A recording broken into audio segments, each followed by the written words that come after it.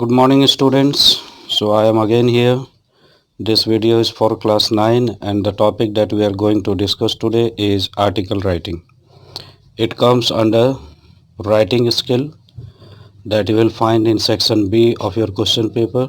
It carries 30 marks and article writing carries 8 marks or 10 marks. Is it okay?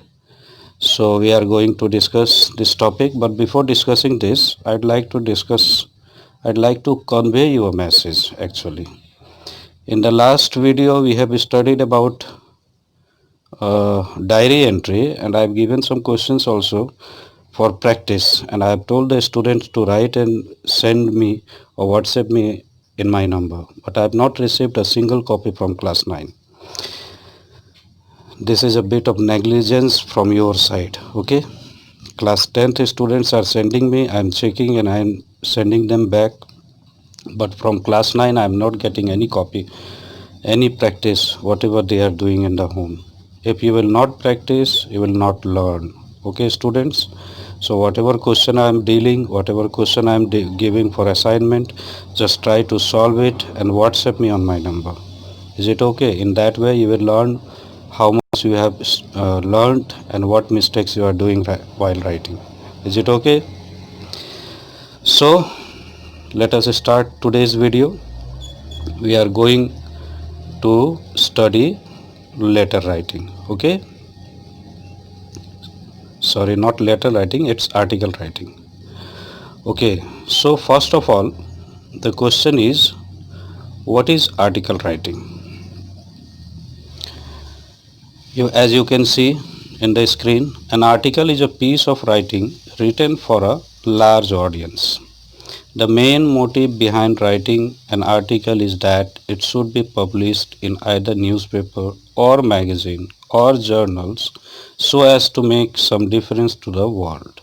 Actually, what is article writing? Article writing is in the last video we have studied about diary entry, and diary entry was meant to be written for ourselves. It is for our memory in the future when we grow older.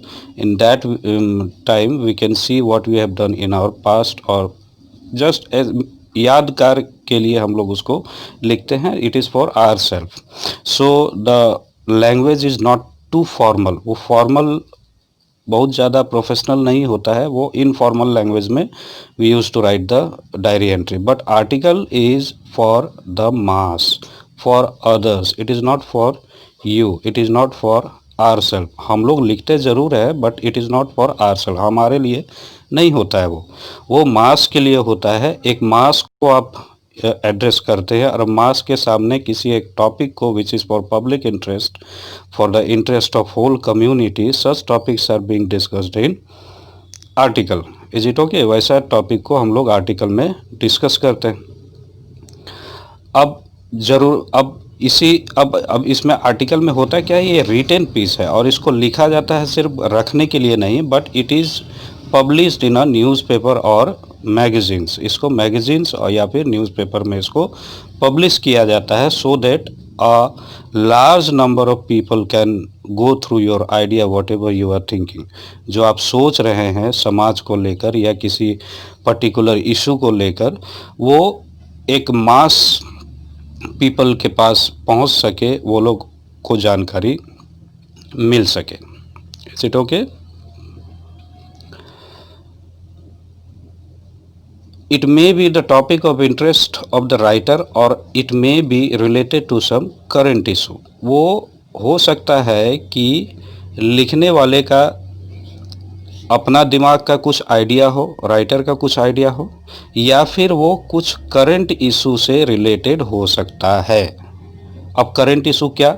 जैसे अभी का current issue क्या है हमारा सबसे बड़ा issue? The corona सबसे बड़ा इशू है.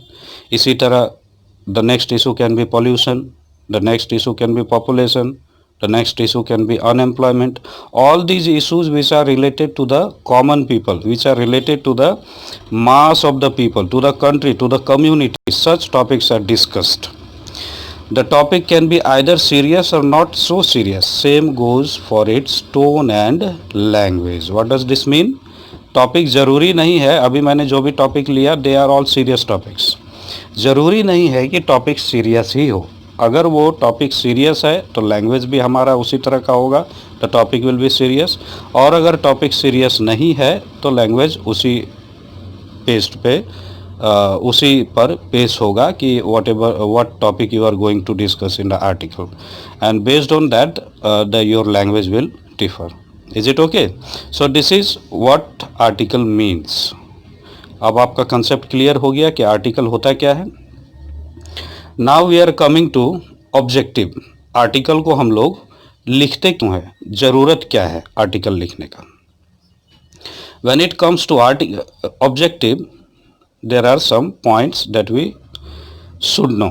The first one is to bring out the topic or the matter of interest in the limelight.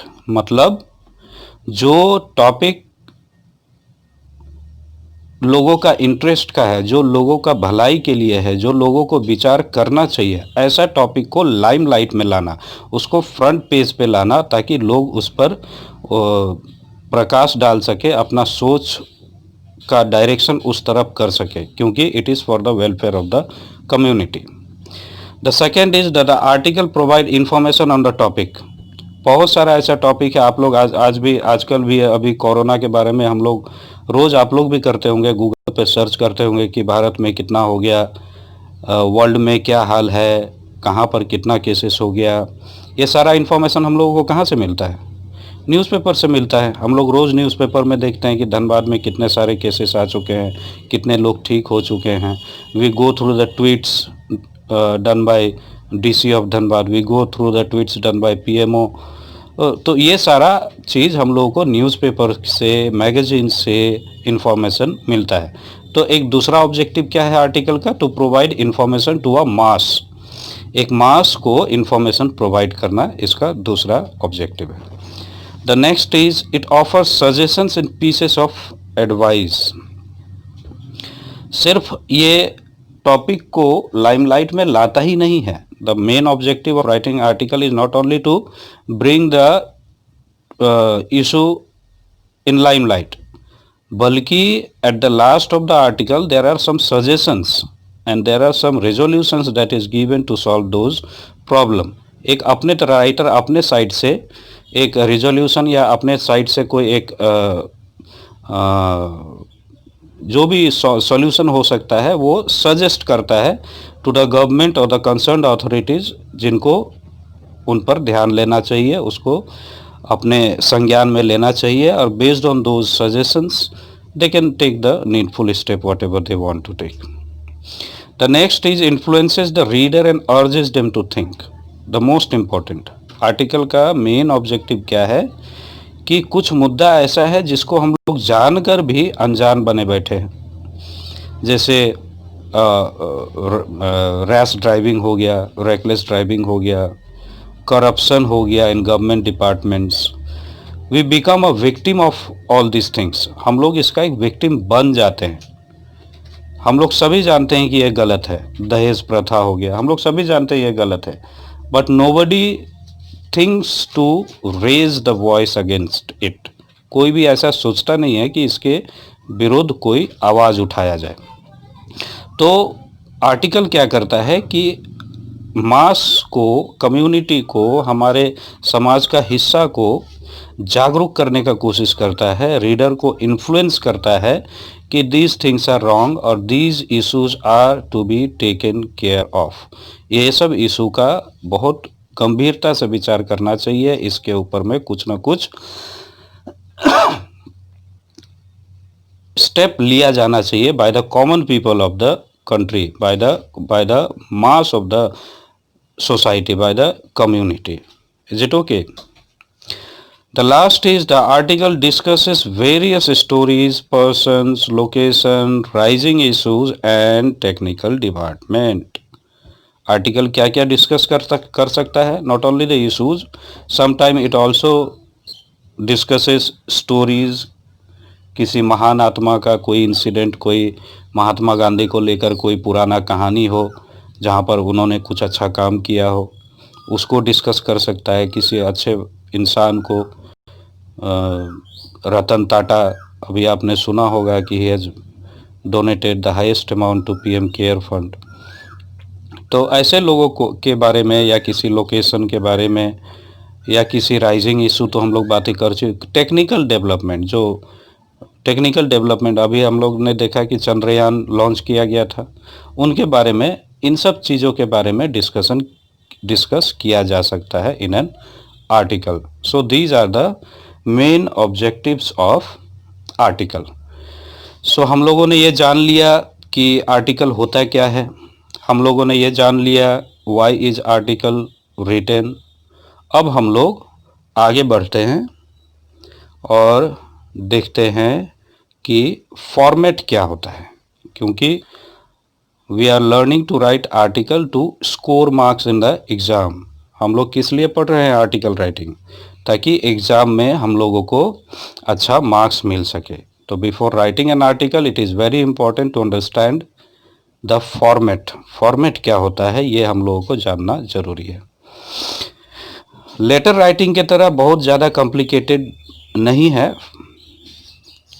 When we talk about the format of article, it is very simple.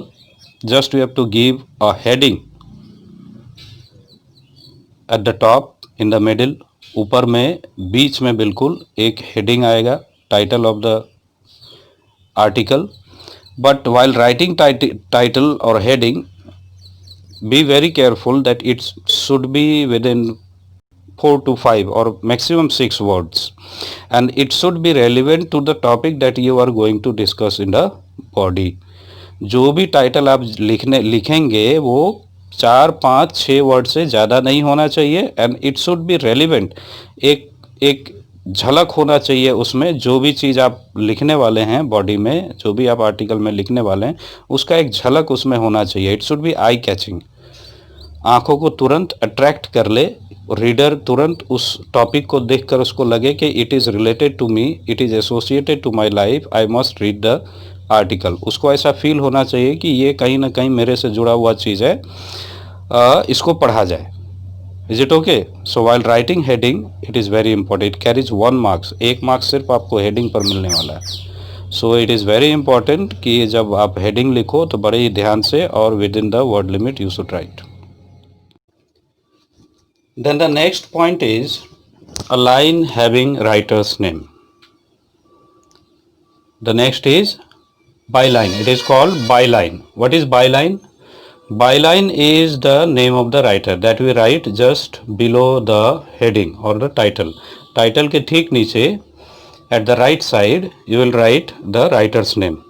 इसको right side में भी लिख सकते हैं नीचे में, और you can write in the left side also, और आप इसको at the end of the article also you can write it, but be very careful writing the name, because if the name is given in the question, suppose if it is written in the question that you are Ramesh Saxena, you are Rahul Singh, you are Meenakshi Sinha. If this name is specified in the question or indicated in the question, then use that name while writing the writer's name. If the name is not indicated, don't give your personal information. आप अपना personal नाम या आप अपना information कुछ भी आप नहीं लिखेंगे if the name is not given. Then what you will write? You will write only XYZ.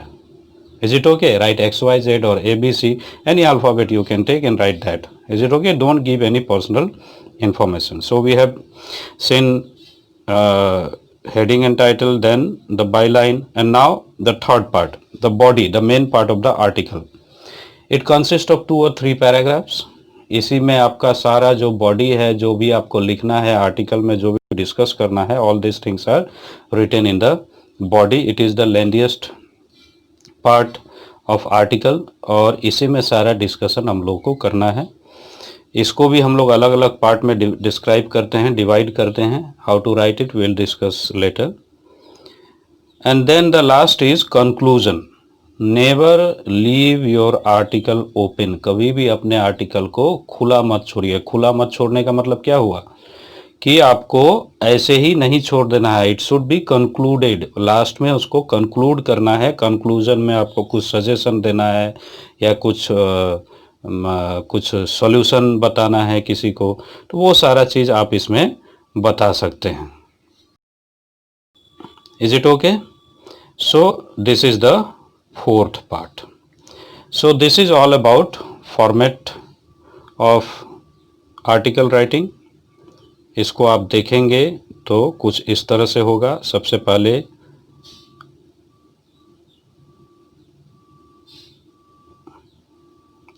पहले title of the article, then नीचे में writer's name, then the body, and then at the end you will conclude your article. Is it okay? So this is format of article.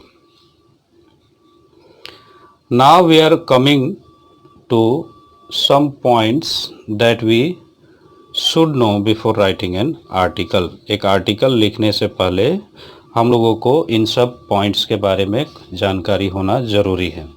हम लोगों ने article क्या होता है ये जान लिया, ऑब्जेक्टिव क्या होता है ये जान लिया, लिखना क्यों है, आर्टिकल को लिखते क्यों है ये हम लोगों ने जान लिया।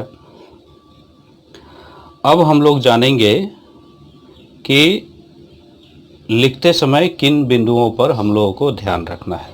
Is it okay? तो ये सब कुछ पॉइंट्स है that you must keep in mind. पहला, always keep a few general quotes handy. They help in presentation and show that you are prepared.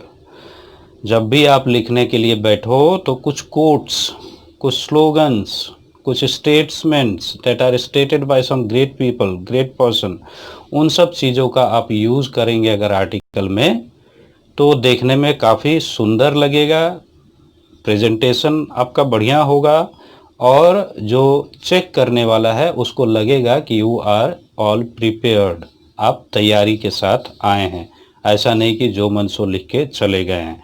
It will help you in scoring better mark. The second point is avoid repetition of ideas. Second point क्या है, लिखते लिखते अक्सर क्या होता है कि हम लोग एक ही बात को 2 बार 3 बार 4 बार 5 बार रिपीट कर देते हैं। वो रिपीटेशन से आपको मार्क्स नहीं मिलने वाला है, बल्कि वो आपका आर्टिकल को और भी ज़्यादा बोरिंग बना देगा। People will start losing interest in your article because you are repeating the same idea again and again. So don't repeat. The third one is feel free to give your personal opinion in 1 or 2 line.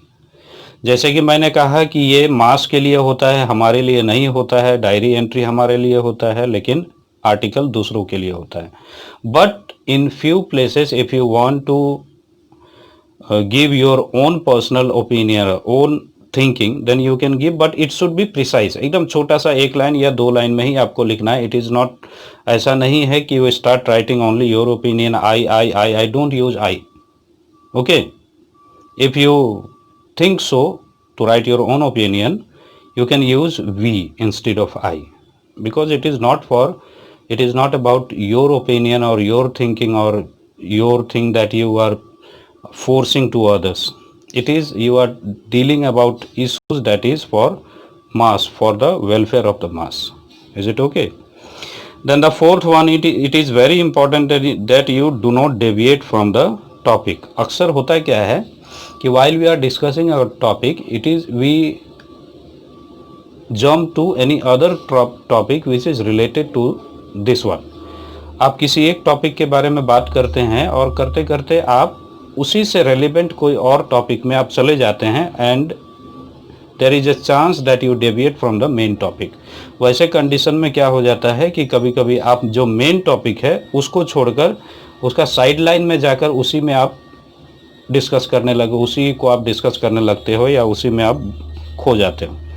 In such situation you will lose your track and you will deviate from the main topic. So जब भी आप ऐसा करते हो कि when you need to discuss another issue while discussing the present issue, in that condition be very careful that उसका जिक्र करके उसको हल्का सा एक्सप्लेन करके उसके बाद तुरंत आपको वापस अपने ट्रैक पे आ जाना है।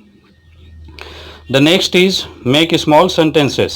It restricts the scope of grammatical inaccuracies. बहुत ज़्यादा लेंदी, बहुत ज़्यादा कम्प्लेक्स सेंटेंस बनाने का ज़रूरत नहीं है। आप सिंपल सेंटेंस बनाइए, छोटा छोटा सेंटेंस बनाइए। इससे क्या होगा कि ग्रामेटिकल मिस्टेक्स कम होगा, और जितना कम ग्रामेटिकल मिस्टेक उतना अच्छा मार्क्स आप स्कोर कर पाएंगे।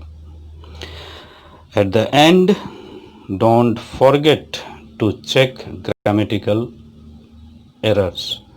लास्ट में आपका कंप्लीट हो जाने के बाद आप ये बिल्कुल ना भूलें कि एक बार आप उसको दोबारा चेक कर ले if there is any grammatical mistakes. Article में grammatical mistake is not permissible, वो परमिसेबल नहीं है, आर्टिकल में एक्सेप्टेबल बिल्कुल नहीं है। डायरी एंट्री में आप ग्रामेटिकल मिस्टेक कीजिएगा तो कुछ छूट मिल भी सकता है, but in article writing grammatical mistake में मार्क्स कट जाएगा। Okay, now we have discussed about the format of article, and we have also discussed the point that we should keep in mind before writing. Now we are coming to article writing. तो ऊपर में तो आपको heading दे ही देना है, उसके बगल में आपको बायलाइन दे देना है, and then you can start your body and divide it into 3 paragraphs. In paragraph 1, what you will do? You can start paragraph 1 with slogan. What is slogan? Slogan means जैसे कि बोलते हैं our dream Dhanbad green. If you are writing any article on environment, you can start with this and then proceed the line. आप question से start कर सकते हो। अभी कोरोना काल चल रहा है, इसमें हम लोग सीधे क्वेश्चन से स्टार्ट कर सकते हैं। क्या हम एक रेस्पॉन्सिबल नागरिक हैं? Are we a responsible citizen? Are we concerned about our health? Are we concerned about our community? Like this you can start with a question and then proceed the line. You can also give amazing facts and figure. Facts and figure मतलब news में जो statement आता है, यहाँ पर ये हो गया, वहाँ पर ये हो गया। अगर आप एनिमल प्रोटेक्शन पे लिख रहे हैं, एनिमल के ऊपर में लिख रहे हैं, तो अभी हाल फिलहाल में आपने केस सुना होगा कि एक हाथी को केरला में मार दिया गया। एक प्रेग्नेंट हाथनी थी, वो उसको मार दिया गया। तो वो फैक्ट हुआ, उसको आप स्टार्टिंग में ही देकर और उसके बाद फिर प्रोसीड कर सकते हैं। स्टेटमेंट, आप किसी का कहा हुआ स्टेटमेंट आप लिख सकते हैं। जैसे अभी अगर आप हेल्थ इंफ्रास्ट्रक्चर पे लिखना चाहते हैं हमारे भारत का, तो अभी दिल्ली के सीएम ने एक स्टेटमेंट दिया कि Delhi the hospitals in Delhi will only treat the citizens of Delhi, basically they who belongs to Delhi, सिर्फ उसी का ट्रीटमेंट होगा, बाकी का नहीं होगा।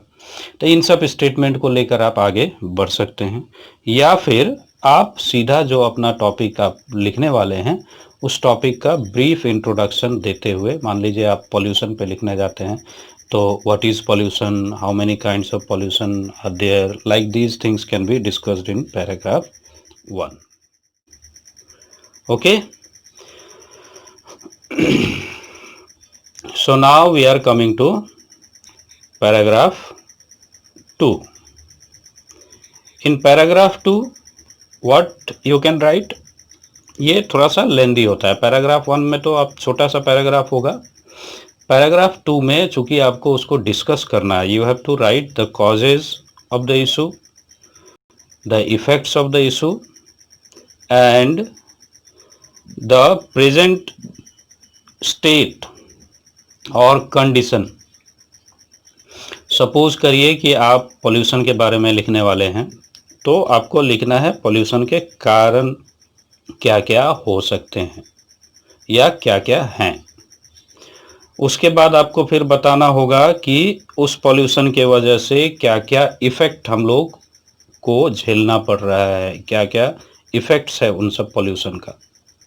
And then you have to write कि प्रेजेंट में क्या स्टेट है, अभी फ़िलहाल आप क्यों बाध्य हुए कि पोल्यूशन के बारे में लिखा जाए। कुछ तो आपने देखा होगा कि प्रेजेंट में हमारे एरिया में क्या हो रहा है, या दिल्ली में क्या हो रहा है, या पूरे भारत में क्या हो रहा है, जिसके वजह से आपने you decided to write the article.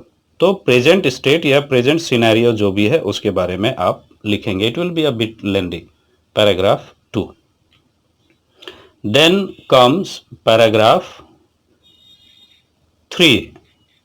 3 में आपको क्या करना है, 3 में आपको सॉल्यूशन देना है, कंक्लूजन देना है। ऐसा नहीं कि आपने किसी इशू के बारे में शुरुआत की और वो ऐसे ही छोड़ के आप चले गए।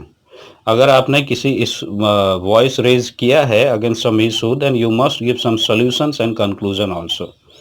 सो at last, in the last paragraph, in paragraph 3 you will give solution कि क्या सॉल्यूशन हो सकता है। अगर आप पॉल्यूशन के बारे में लिख रहे हैं तो पॉल्यूशन को कैसे ट्रीट किया जा सकता है, कैसे उसको रोका जा सकता है, और लास्ट में कुछ सजेशंस देते हुए आपको उसको ख़त्म कर देना है, कंक्लूड कर देना है। So this is how you can write an article. Okay, so now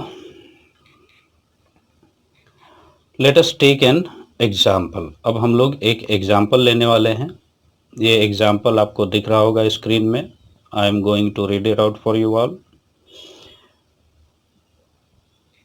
The example says, advertisement have become a big business.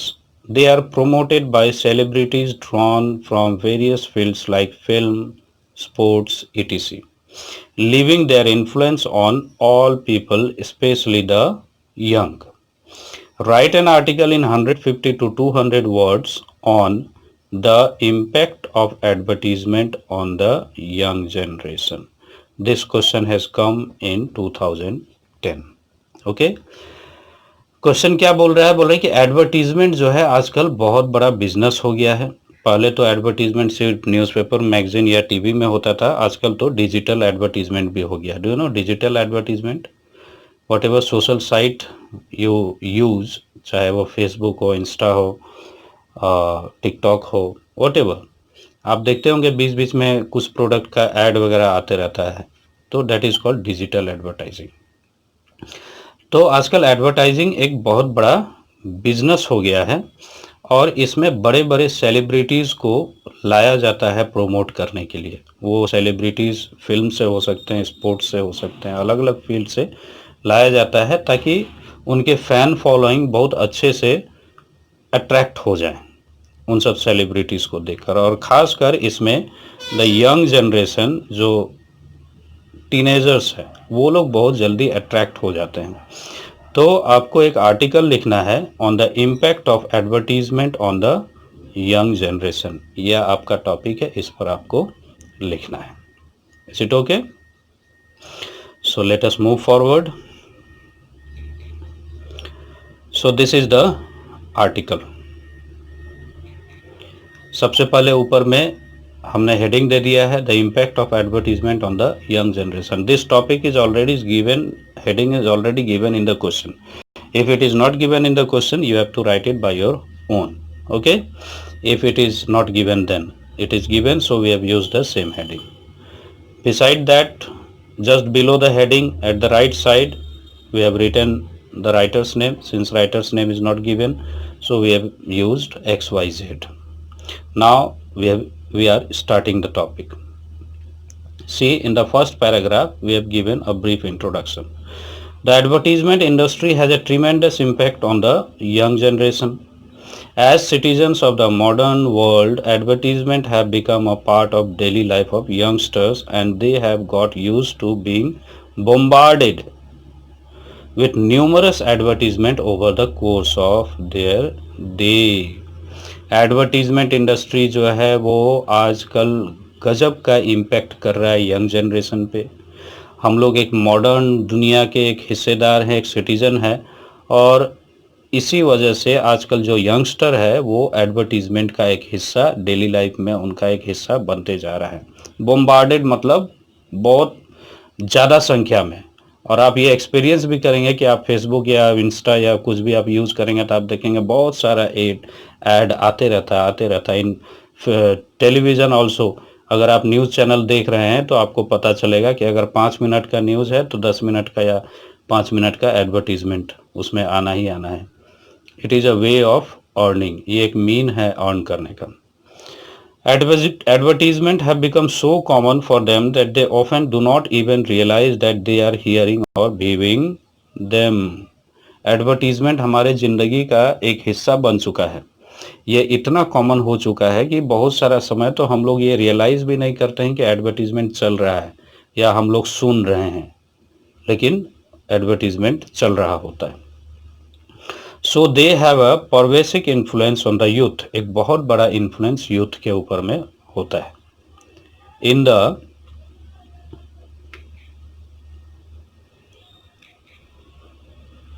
ever expanding world of consumerism and advertising, companies are constantly looking for new ways to sell their product to the youngsters by making their commercial and campaign more memorable.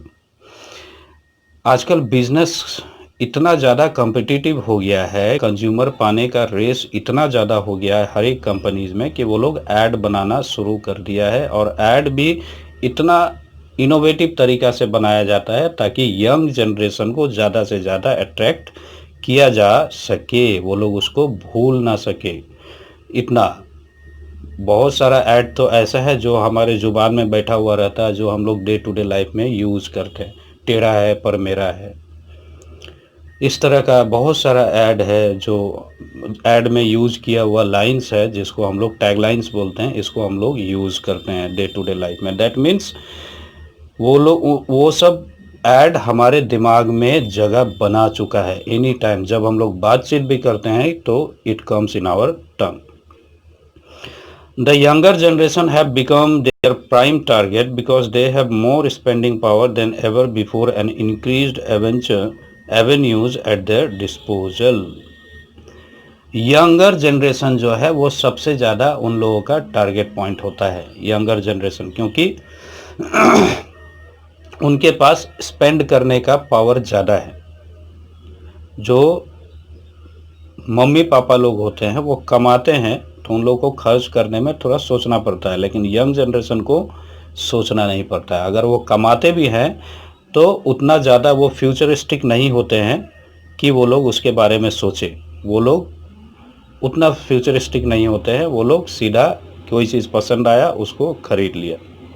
Therefore, companies spend enormous amount of money to rope in popular film stars, cricketer, musician, etc. to endorse their product। और यही वजह है कि companies जो है लाखों करोड़ों रुपया देकर बड़े बड़े फिल्म स्टार्स को लेकर आते हैं, पॉपुलर सेलिब्रिटीज़ को लेकर आते हैं, म्यूजिशियंस, क्रिकेटर्स को लेकर आते हैं, ताकि वो लोग एंडोर्स कर सके उनके प्रोडक्ट को। एंडोर्स मतलब प्रोमोट, उसको प्रोमोट कर सके उनके प्रोडक्ट को।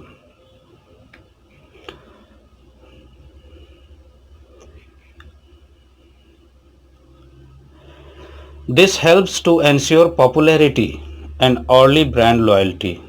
In the last decade, many super brands have looked towards new and encourageous way to capture young audience. इन सब वजह से क्या होता है कि ब्रांड के आने से पहले उसका पॉपुलैरिटी मास के बीच में बन जाता है, लोग जानने लगते हैं ब्रांड को, और उनके प्रति वो सब ऐड देख देख कर यंग जनरेशन ज़्यादा अट्रैक्ट होने लगते हैं। लास्ट डिकेड्स में ऐसा देखा गया है कि बड़े बड़े जो ब्रांड है वो सब सुपर ब्रांड जिसको बोलते हैं, वो लोग नया नया तरीका, नया नया सेलिब्रिटीज़, नए नए लोगों को अपीलिंग वे में ऐड बनाते हैं, अट्रैक्टिव वे में ऐड बनाते हैं, ताकि यंग ऑडियंस को अट्रैक्ट किया जा सके। क्योंकि young generations are cognitively and psychologically quite defenceless against advertisement. क्योंकि यंग जनरेशन के पास, एक तो टीनेजर्स के पास में उतना सोचने का शक्ति भी नहीं होता है, और साइकोलॉजिकली भी वो लोग थोड़ा सा चकाचौंध के तरफ अट्रैक्टिव होते हैं। तो वो सेलिब्रिटीज़ को देखकर या उस तरह का अट्रैक्टिव ऐड को देखकर वो बहुत जल्दी अट्रैक्ट हो जाते हैं।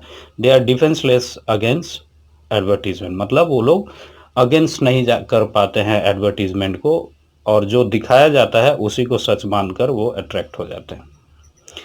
अब देखिए, now we are coming to the last paragraph which is the conclusion.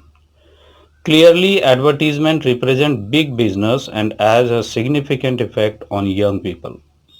इससे साफ साबित होता है कि एडवर्टीजमेंट जो है एक बहुत बड़ा बिजनेस है और इसका इफेक्ट यंग पीपल पर है।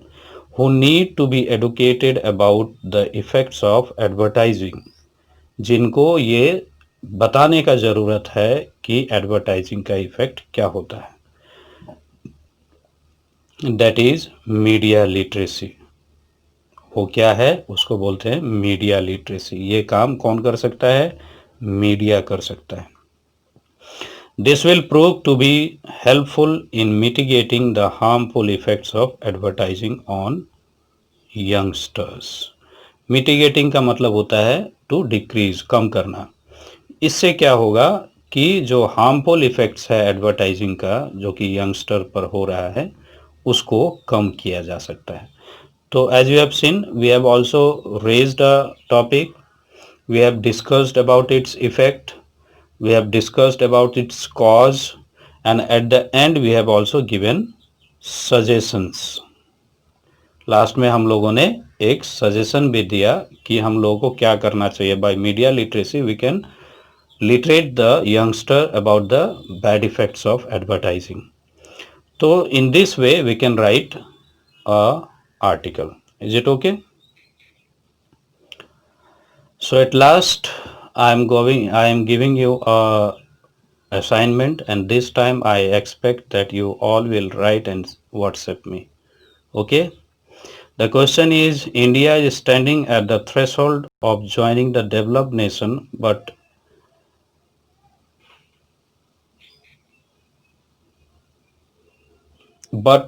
that is not possible till we achieve complete literacy. India जो है वो एकदम कगार पे खड़ा हुआ है, किनारे पे खड़ा हुआ है ताकि वो डेवलप नेशन कहलाए.